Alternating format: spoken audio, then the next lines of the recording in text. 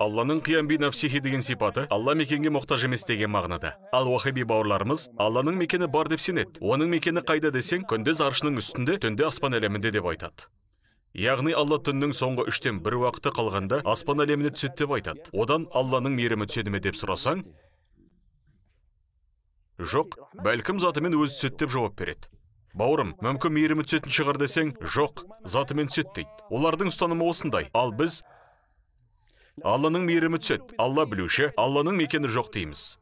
Егерде Алла аспан әлеміне затымен түсетін болса не болады? Ашып айтудың өзі ыңғайсыз. Бірақ айтуға мәжбүрмін. Бұл сөздер Алланың ұлылығына лайықты емес.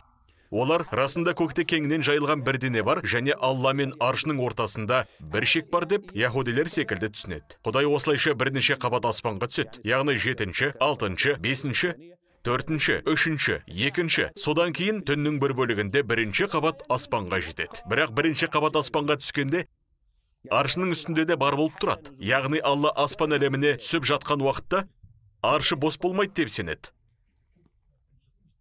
Сонда не болды?